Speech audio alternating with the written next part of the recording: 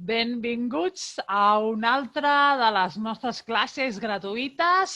En aquest cas m'he transformat, literalment transformat, en un quadre de Jackson Pollock, a la boca, a les mans, a tot arreu, perquè estem parlant de l'expressionisme abstracte. Estem parlant d'una tendència que passa a Amèrica, als Estats Units, just després de la Segona Guerra Mundial, i es pot considerar la primera avantguarda purament americana.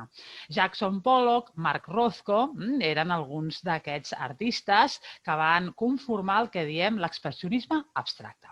Què veiem en aquesta obra de Pollock? Doncs mireu, jo si hagués de fer aquesta obra la posaria el llenç al terra i aniria llançant amb una espàtula, amb un pal, amb un pinzell, però llançant, regalimant, però no a sobre del llenç, sinó regalimant d'aquesta manera, i ompliria tot el llenç com fa Pollock, de forma atzarosa, de forma espontània. Es compara molt l'obra de Pollock amb el free jazz, d'aquesta improvisació, i Pollock va al voltant de l'obra llançant fent aquests regalims.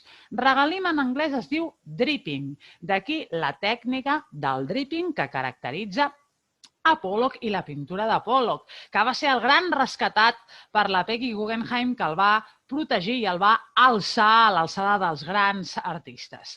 Una altra de les característiques de la pintura de Pollock, a part del dripping, del regalim, del dripping, seria el all-over painting. Són pintures que ocupen tot el llenç, fixeu-vos-hi, tot el llenç.